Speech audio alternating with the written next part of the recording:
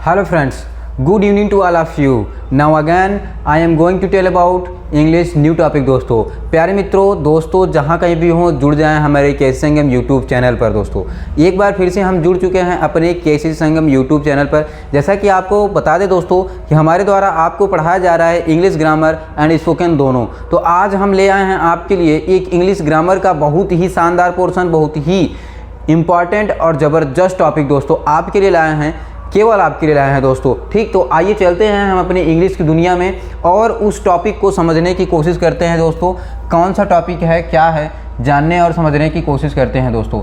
ठीक है, आइए चलते हैं, बहुत ज़्यादा वक्त न लेकर दोस्तों आते हैं हम अपने डायरेक्ट टॉपिक पर। तो जैसा कि आप लोग जानते हैं इसके पिछले वाले वीडियो में हमने आपको पढ़ाया था सेंटेंस। क्या पढ़ाया था? सेंटेंस पढ़ाया था। सेंटेंस के हमने 2 टाइप्स बताए थे आपको। एक दोस्तों होता है सब्जेक्ट होता है, एक होता है प्रेडिकेट। एक बताया था मैंने सब्जेक्ट और एक प्रेडिकेट बताया था। तो आप लोग जैसा जानते हैं कि सब्जेक्ट और प्रेडिकेट किसे कहते हैं या फिर क्या होता है, तो हमने कहा था कि जिसके बारे में बात कही जाती हो वह क्या कहलाता है? सब्जेक्ट कहलाता है। जिसके बारे में बात कही जा रही हो वह सब्जेक्ट कहलाता है, और जो बात सब्जेक्ट के बारे में कही जा रही हो वही क्या कहलाता है? प्रेडिकेट कहलाता है दोस्तों। सब्जेक्ट मतलब कर्ता होता था और प्रेडिकेट मतलब विधेय होता था। मतलब कि जैसे हमने ये कहा था, आपको ध्यान से समझने की कोशिश करें अगर आप, ठीक है, तो थोड़ा सा हम आपको समझा दें ब्रीफ में अगर रिवीजन करना चाहें हम लोग तो ध्यान दीजिए इधर थोड़ा सा। देखिए हमने पढ़ा था क्या दोस्तों, एक कॉर्नर पर समझते हैं, सेंटेंस पढ़ा था। क्या पढ़ा था? सेंटेंस हम लोगों ने पढ़ लिया था। सेंटेंस की डिफिनीशन हम लोगों ने शायद इसके पिछले वाले वीडियो में बताया है मैंने आपको। ठीक है, तो इसका हमने बताया था आपको 2 टाइप्स। कितने? 2 टाइप्स बताए थे हमने दोस्तों आपको। तो 2 टाइप्स वो कौन कौन सा था? एक था हमारा पहला, अगर देखना चाहें तो इसमें से पहला था हमारा सब्जेक्ट। क्या था दोस्तों? सब्जेक्ट था।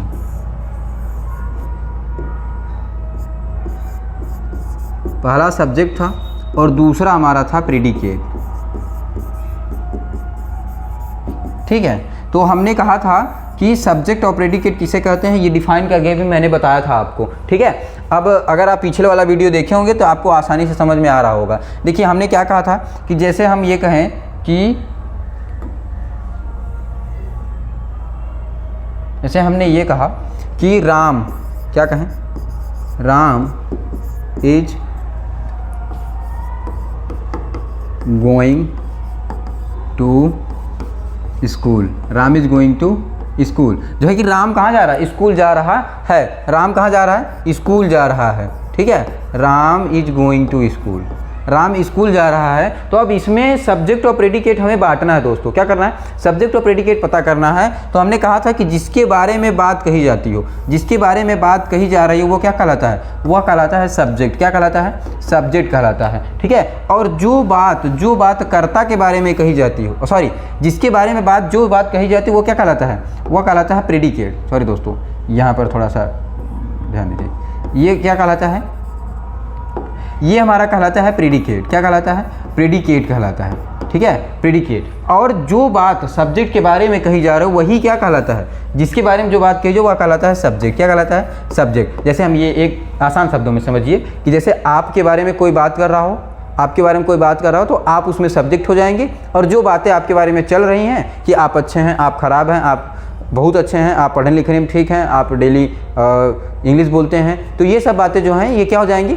विधेय हो जाएंगी, कुल मिलाकर प्रेडिकेट हो जाएंगी। ठीक, आशा करते हैं कि समझ में आ गया होगा दोस्तों। अब चलते हैं हम अपने उसके नेक्स्ट वाले टॉपिक पर। उसी के आगे नेक्स्ट टॉपिक हमारा ये है कि हमने उसमें सब्जेक्ट के 2 पार्ट पढ़े थे। अब इसमें हम काइंड्स ऑफ सेंटेंस देखेंगे। ठीक है, इसमें थोड़ा सा ब्रीफ में जाएंगे कि कितने प्रकार होते हैं सब्जेक्ट के। वो तो एक छोटा सा हमारा जो है कि सब्जेक्ट सेंटेंस को क्या है कि इंट्रोड्यूस करने का एक तरीका था। चलिए, तो सेंटेंस, काइंड्स ऑफ सेंटेंस, वाक्यों के प्रकार। क्या? Kinds of sentence. देखिए पहला क्या होता है? पहला होता है असर्टिव सेंटेंस दोस्तों। असर्टिव सेंटेंस मतलब होता है साधारण वाक्य। जिस शब्दों में या फिर जिस वाक्यों में हम आपसे बात करते हैं वह क्या कहलाता है? साधारण वाक्य कहलाता है। अगर हम आप में उसमें नहीं लगा रहे हैं, नॉट का प्रयोग नहीं कर रहे हैं, प्रश्न नहीं पूछ रहे हैं, या फिर कोई ऐसी बात नहीं पूछ रहे हैं जिससे आप आश्चर्यचकित हो रहे हों, आप डर रहे हों, तो ये सब बातें अगर नहीं हो रही हैं, नॉर्मल साधारण सी बातें हो रही हैं कि मैंने खाना खाया, मैं सो गया, फिर मैं उठा, नहाया, फिर नहाने के बाद मैं फिर सो गया, ये सब जो है कि नॉर्मल सी बातें, ये क्या कहलाती हैं, साधारण वाक्य कहलाते हैं दोस्तों। ठीक है, आइए चलते हैं थोड़ा सा इसकी छोटी सी डिफिनीशन, या फिर आपको समझने के लिए 2 लाइन जो लिखी गई हैं कि वह वाक्य जो किसी कार्य या घटना के होने का वर्णन करता हो, क्या करता हो, वह ऐसा वाक्य जो किसी कार्य या घटना के होने का क्या करता हो, वर्णन करता हुआ क्या कहलाता है, वह कहलाता है हमारा सेंटेंस, असर्टिव सेंटेंस। क्या कहलाता है, असर्टिव सेंटेंस मतलब साधारण वाक्य कहलाता है। अब सपोज दैट, जैसे देखिए यहाँ पर एज एग्जाम्पल के तौर पर हम देखना चाहें तो Ram is going to school, Ram is going to school. अब इसमें ना तो कोई नॉट आया है, ना तो कोई क्वेश्चन मार्क आया है, ना तो कोई अपस्ट्रॉफी एस आई है, कुछ भी नहीं आया दोस्तों, कोई कामा नहीं आया है, केवल एक साधारण सा वाक्य है। ठीक है, इसमें केवल साधारण सा वाक्य कहा जा रहा है कि राम स्कूल जा रहा है। ठीक है, Ram is going to school, Ram school जा रहा है। ठीक, and Ram is not going to school. एक बात ध्यान दीजिए, अब देखिए सेंटेंस जो होता है असर्टिव होता है, लेकिन उसको 2 प्रकार से कहते हैं। असर्टिव में भी 2 टाइप्स होते हैं, एक होता है अफर्मेटिव, एक होता है निगेटिव। क्या होता है, एक अफर्मेटिव, एक निगेटिव। ध्यान दीजिए, जैसे कि एक क्या होता है अफर्मेटिव, एक होता है हमारा अफर्मेटिव और दूसरा होता है प्यारे मित्रों निगेटिव। ठीक, तो अफर्मेटिव का मतलब होता है कि उस वाक्य में नहीं आएगा, क्या, नॉट का प्रयोग नहीं होगा। ठीक है, नॉट का प्रयोग नहीं होगा। ठीक, जैसे कि हम ये कह रहे हैं कि इसमें Ram is going to school, Ram school जा रहा है। अब नीचे वाले सेंटेंस में आप देख रहे होंगे, आसानी से दिख रहा होगा आपको कि इसमें लिखा है कि Ram is not going to school. Notice करने वाली बात क्या है दोस्तों, नोटिस करने वाली बात यह है नॉट। क्या, ये नॉट हमारा क्या है, नोटिस करने वाली बात है। इसमें नॉट कहाँ क्यों आ गया सर, इसमें क्यों नॉट आ गया, क्योंकि ये असर्टिव सेंटेंस है और ये हमारा असर्टिव सेंटेंस का ये अफर्मेटिव वाला है। क्या है, अफर्मेटिव है दोस्तों, अफर्मेटिव। और ये हमारा किस टाइप का है, ये निगेटिव टाइप का है। कैसा है, निगेटिव टाइप का। ठीक है, ये कैसा है, निगेटिव टाइप का है दोस्तों। तो इसमें इसलिए क्या आया है, नॉट आया है। ठीक, आशा करते हैं कि समझ में आ रहा होगा दोस्तों। जिसमें भी जैसे हम ये कह दें कि राधा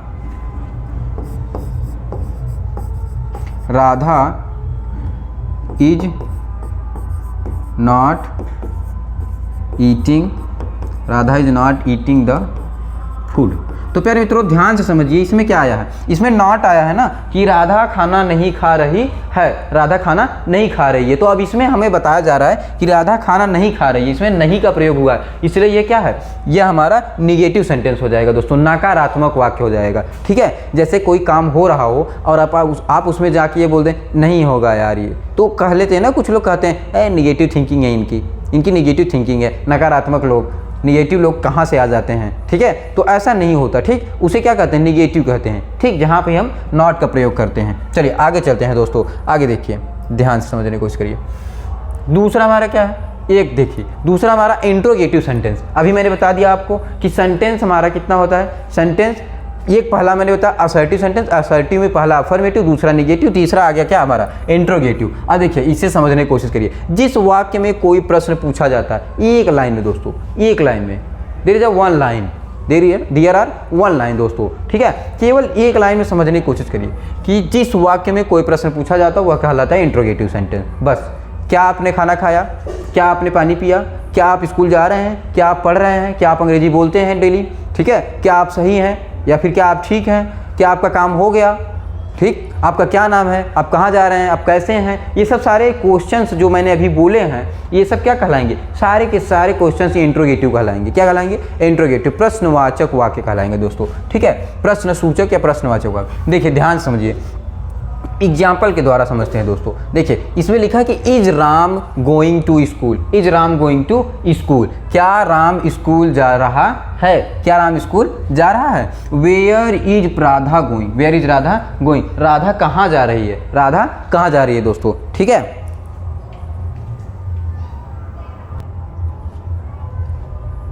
ठीक प्यारे मित्रों, तो इसमें क्या है कि इसमें लिखा है कि is Ram going to school. इसको देखिए क्या है, ये ध्यान समझिए कि इसमें हम यहाँ पर लिखते हैं कि क्या राम स्कूल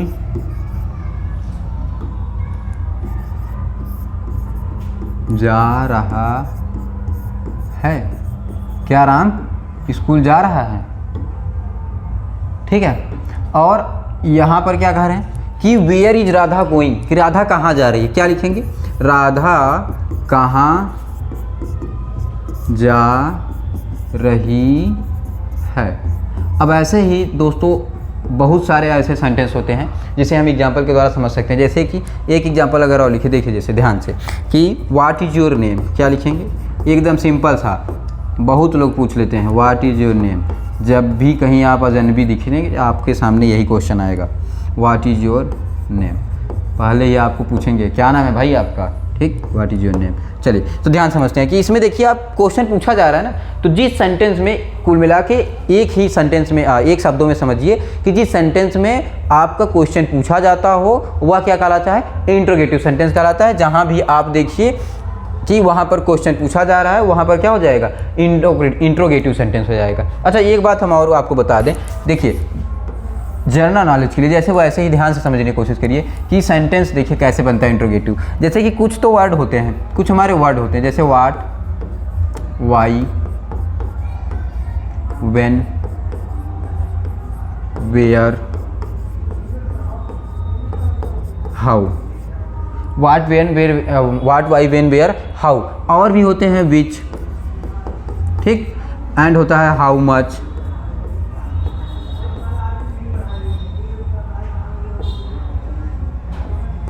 हाउ मच। ऐसे ही बहुत सारे हमारे क्या होते हैं, क्वेश्चन मार्क, क्वेश्चन वर्ड होते हैं, ठीक है, प्रश्नवाचक शब्द होते हैं। इनका प्रयोग करते हैं तो पहचान में आ ही जाता है कि हाँ ये क्वेश्चन, जैसे कि इस सेंटेंस में क्वेश्चन पूछा जा रहा है, ठीक। लेकिन देखिए यहाँ पर एक ध्यान दीजिए, जैसे यहाँ देखिए वेयर आया है तो ये तो पता चल रहा है कि कहाँ जा रहा है, प्रश्न पूछा जा रहा है, इससे पता चल रहा है, साधारण सा सिंपल सा। लेकिन इसमें देखिए इज आ गया है, इज आ गया है दोस्तों। अब इससे थोड़ा सा कन्फ्यूजन हो जाता है कि सर इज आ जाए, डू आ जाए, वाज आ जाए, विल आ जाए, तो क्या ये भी हमारे इंट्रोगेटिव सेंटेंस होंगे? जी हाँ दोस्तों, ये भी हमारे क्या होंगे, इंट्रोगेटिव सेंटेंस होंगे। बिकॉज, क्योंकि दोस्तों बिकॉज ये जो इज है ये हमारा कैसे यूज हुआ है, ये हमारा इज जो है हेल्पिंग वर्ब की तरह है।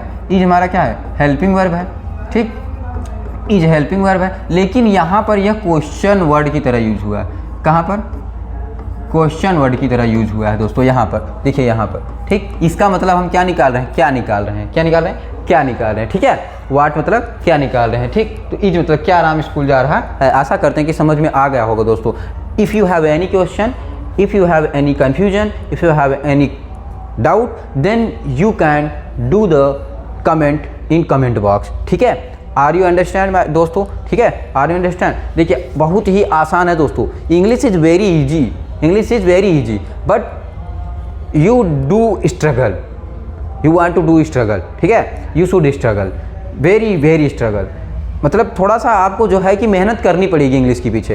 इंग्लिश बहुत इजी है ये हम कह रहे हैं, लेकिन इसके पीछे थोड़ा सा आपको मेहनत करना पड़ेगा, तब जाके इंग्लिश आपको आएगी, ठीक। इतनी भी आसान नहीं है दोस्तों, लेकिन हम आपको आसान, एकदम आसान शब्दों में सिखाएंगे। आइए चलते हैं। इंपरेटिव सेंटेंस मतलब क्या, आज्ञा सूचक वाक्य। क्या, आज्ञा सूचक वाक्य। ए जाओ मेरे लिए पानी लाओ, ए शांत रहो, ज़्यादा मत चिल्लाओ, ठीक है, ए मुझे डिस्टर्ब मत करो, ये सब क्या है, आज्ञा सूचक वाक्य। क्या है, आज्ञा सूचक वाक्य। ध्यान से समझिए, जिस वाक्य से आज्ञा, सलाह, प्रार्थना इत्यादि का बोध होता हुआ क्या कहलाता है, आज्ञा सूचक वाक्य। अच्छा कुछ हमारे प्यारे मित्र ये भी समझ रहे होंगे कि सर आप यहाँ पर इंग्लिश में क्यों लिख दिए हैं, हिंदी में क्यों लिख दिए हैं। तो दोस्तों कुछ बच्चे ऐसे हैं हमारे जो इसमें 6 से लेकर या फिर 3rd या 4th वालों के लिए भी आप पढ़ रहे होंगे, ठीक है। 3rd, 4th, 5, 6 जो भी है बच्चे हमारे, वो छोटे बच्चे हमारे थोड़ा से अभी इंग्लिश नहीं सीख पाएंगे, तो उनके लिए हम यह क्या करते हैं, यहाँ समझाने के लिए आपको हिंदी में लिख देते हैं दोस्तों, ताकि आपको आसानी से समझ में आ जाए, एकदम आसान शब्दों में, ठीक। तो देखिए, जिस वाक्य से आज्ञा, सलाह, प्रार्थना इत्यादि का बोध होता हो वह क्या कहलाता है, इंपरेटिव सेंटेंस। इसका मतलब आज्ञा सूचक वाक्य कहलाता है। देखिए ये क्या है, गो टू स्कूल। अब पापा आप सुबह सुबह उठे आप और पापा भी आपको सामने जस्ट मिल गए, तो आप यू से टू फादर गुड मॉर्निंग पापा, ठीक है। आपने कहा गुड मॉर्निंग पापा, तो पापा कहें हाँ ठीक है गुड मॉर्निंग, लेकिन आप स्कूल जाओ, तुरंत स्कूल जाओ, अभी जाओ रेडी हो, तुरंत जाओ रेडी हो, तुरंत स्कूल जाओ, ऐसा कह देते हैं ना। वो क्या होता है, ऑर्डर होता है। क्या होता है, ऑर्डर होता है, ठीक। पिताजी का हमारा ऑर्डर होता है। जैसे हम ये कहें कि do not go there, do not go there. अब देखिए अक्सर जो है कि छोटे बच्चों को या फिर कहीं आपको या फिर हमको ऐसी जगह नहीं जाना चाहिए जहाँ पर डरावना हो या फिर जहाँ पर हमारे लिए हानिकारक हो, ऐसी जगहों पर नहीं जाना चाहिए, ठीक है। तो उसके लिए क्या कहेंगे, हमारे जो भी बड़े होंगे हमको सलाह देंगे कि डू नॉट गो दियर, तुमको वहाँ नहीं जाना चाहिए, ठीक है, तुम वहाँ मत जाना, ठीक, तुम वहाँ मत जाना, ठीक है। आगे देखते हैं, प्लीज़ हेल्प मी। अब कोई भी है दोस्तों, कोई भी है तो वो आपसे अगर सहायता मांग रहा है या फिर सहायता मांगेगा तो वो कैसे कहेगा? ऐसे ही कहेगा ना, प्लीज़ हेल्प मी, कृपया मेरी सहायता कर दो थोड़ा सा। अब भिखारी की तरह तो थोड़ी नहीं आएगा कि नहीं थोड़ा भैया दे दो, ऐसा थोड़ी ना कहेगा। वो कहेगा कि please give me help, please give me help, थोड़ी मेरी सहायता कर दो, प्लीज़ हेल्प मी, ठीक है, थोड़ी मुझे सहायता दे दो या फिर थोड़ी मेरी सहायता कर दो, ठीक है दोस्तों। आशा करते हैं कि समझ में आ रहा होगा दोस्तों। If you have any confusion then you can do comment box in comment, ठीक है दोस्तों, आप कमेंट बॉक्स में कमेंट करके बता सकते हैं। तो ये क्या हुआ, हमारा इम्परेटिव सेंटेंस हुआ दोस्तों। आगे चलते हैं, देखिए ध्यान से समझिए। अब देखिए ये है एक्सक्लेमेटरी सेंटेंस। क्या है दोस्तों? एक्सक्लेमेटरी सेंटेंस, बहुत ही आसान दोस्तों, ठीक दोस्तों। आगे चलते हैं।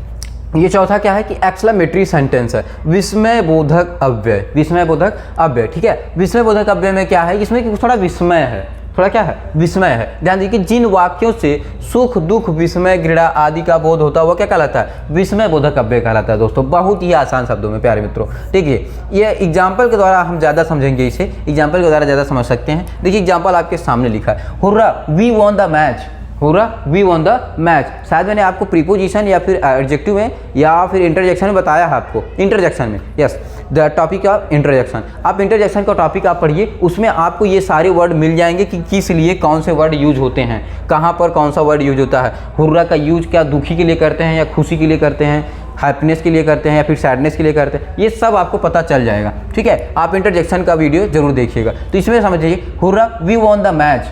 अब हम जैसे कि कहीं मैच खेलने जाते हैं, अक्सर हम लोग जाते हैं, ठीक है, हम आप जाते हैं अक्सर मैच खेलने। तो कहीं बार अगर बाहर गए मैच खेलने और हम मैच जीत गए तो हम वहाँ पर तेज़ी से चिल्लाते हैं, हुर्रा वो वाह हम मैच जीत गए, we won the match, we won the cricket, ठीक है, हम लोग मैच जीत गए। तो ये क्या होता है, ये हमारे खुशी को दर्शाता है। किसको दर्शाता हो? खुशी को दर्शाता हो। तो हमारे अंदर की फीलिंग जो निकलती हैं वो होता है हमारा क्या, इंटरजेक्शन, एक्सक्लेमेटरी सेंटेंस, ठीक है दोस्तों। आगे, अलास सी डाई, अलास सी डाई, हाय वह मर गई, वह मर गई। जैसे कि कुछ भी होता है, कोई भी किसी की हैवी डेट हो जाता है तो हम लोग जाते हैं या फिर कहीं भर जाते हैं तो यही बोलते हैं, ओह ये नहीं होना था, हाय डेड हो गया उनका, ठीक है, ऐसा बोल देते हैं। तो ये एलास किस लिए लगता है, दुखी के लिए लगता है। किस लिए लगता है, दुखी के लिए दोस्तों। जब हम यहाँ पर मतलब दुखी में हो, ठीक है, दुख प्रकट करते हो, और ये सुख में प्रकट करते हो। जैसे कि सुख मतलब हैप्पी, हैप्पी जैसे हम क्या हैप्पी हो, और ये सैड हो,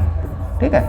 आशा करते हैं समझ में आ रहा होगा दोस्तों आप लोग को, ठीक है। How fine the day is, how fine the day is, कितना अच्छा दिन है आज, कितना अच्छा दिन है आज। हम आपको पढ़ा रहे हैं और आप बैठकर पढ़ रहे हैं, कितना अच्छा दिन है दोस्तों, ठीक है। आपका अगर लॉटरी लग जाए तो और भी अच्छा दिन हो जाएगा, क्यों, लॉटरी का ज़माना गया दोस्तों अब, ठीक है। तो how fine the day is, कितना अच्छा दिन है, ठीक है दोस्तों। अब देखिए ब्रेव, ठीक है, बारो यू प्लेड वेरी वेल, बारो वी प्लेड वेरी वेल, ठीक है। इसमें हम कह रहे हैं कि वाह वह बहुत अच्छा खेलता है, और वह बहुत अच्छा खेलता है, ठीक है। बात समझ में आ रहा है? इसने कह रहा है कि वाह वह बहुत अच्छा खेलता है। किसी की भी हम तारीफ़ करना हो या फिर किसी को हमें अच्छा दिखना हो या फिर अच्छा उसके बारे में बोलना हो, हम उसको बोल सकते हैं वाह तुमने बहुत अच्छा खेला, ठीक। आशा करते हैं कि समझ में आ रहा होगा दोस्तों। एक्सक्लेमेटरी सेंटेंस हो गया। अब आगे चलते हैं हम, देखिए आगे लास्ट है क्या, शायद ये शायद मेरे हिसाब से जी ये लास्ट है, ठीक, ये हमारा लास्ट है। ऑप्टेटिव सेंटेंस मतलब इच्छा सूचक वाक्य। क्या है, इच्छा सूचक वाक्य दोस्तों। बहुत ही आसान शब्दों में जिन वाक्यों से इच्छा, शुभ कामना, आशीर्वाद, अभिशाप आदि प्रकट होता हो, ठीक है। जिन वाक्यों से इच्छा, हमारी इच्छा जाहिर होती हो, शुभ कामनाएं, शुभ लाभ, हमारी आपके साथ शुभ कामनाएं हैं, आप अच्छे से जाएं, अच्छे से आएँ, आपकी जर्नी अच्छी हो, ये क्या है, शुभ कामनाएं हैं। आशीर्वाद, खुश रहो, ठीक है, आपकी उम्र लंबी हो, दीर्घायु हो, ठीक है, ऐसे बोलते हैं ना, बहुत सारे लोग बोलते हैं, ठीक है। एक हमारे सर हैं, वो हम जब भी उनका पैर छूएंगे तो वो बोलते हैं आयुष्मान भव। क्या बोलते हैं, आयुष्मान भव। ये सब क्या होता है, ये सब आशीर्वाद होते हैं, ठीक। अभिशाप, अभिशाप का मतलब देखिए रामायण वगैरह देखिए आप, रामायण में या फिर महाभारत में, उन सब में जब कोई किसी का मतलब मार देते हैं किसी को गलती से या फिर जाने अनजाने में किसी से कोई भूल हो जाती है, तो साधु संत जो होते हैं, महात्मा लोग, वो उनको क्या कहते हैं, श्राप दे देते हैं कि जाओ मैं तुम्हें श्राप देता हूँ, आज से तुम बंदर बन के घूमोगे, हाँ जाओ मैं तुम्हें श्राप देता हूँ कि आज से तुम इंग्लिश बोलना स्टार्ट कर दोगे। ठीक है दोस्तों, तो क्या है, अभिशाप देते हैं दोस्तों। ठीक, आदि का बोध होता है वो क्या कहलाता है, ऑप्टेटिव सेंटेंस कहलाता है, इच्छा सूचक वाक्य। आइए एग्जाम्पल के द्वारा समझते हैं बहुत ही आसान शब्दों में।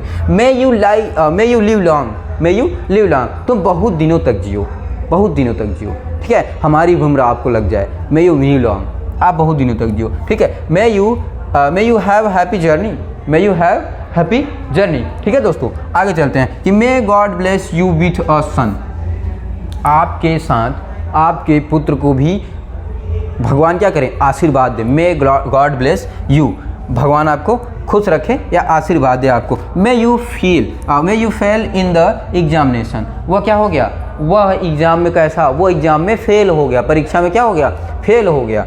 ठीक दोस्तों, वह परीक्षा में क्या हो गया, फेल हो गया। तो ये क्या है हमारा, यह एक अभिशाप है, ये वह परीक्षा में फेल हो गया, आप क्या ही करें, चलो 1 साल फिर बर्बाद करेगा वो अपना। ठीक है, तो मन लगा के पढ़िए, फेल नहीं होना है, टॉप करना है हमें पेपर में। ठीक है, आशा करते हैं कि समझ में आया होगा दोस्तों। जो भी टॉपिक हमने आपको बताया उसमें अगर कोई भी कन्फ्यूजन होगा दोस्तों, बेहिचक आप कमेंट बॉक्स में कमेंट करके पूछ सकते हैं कि हाँ सर ये टॉपिक कहाँ से और कैसे हुआ है, तो हम आपको ज़रूर अगले नेक्स्ट वाले वीडियो में समझा देंगे दोस्तों। ठीक, तो आज के वीडियो में इतना बहुत दोस्तों। ठीक है, आज के लिए इतना काफ़ी है, आशा करते हैं कि आपको समझ में आया होगा। ठीक, आज के लिए धन्यवाद दोस्तों।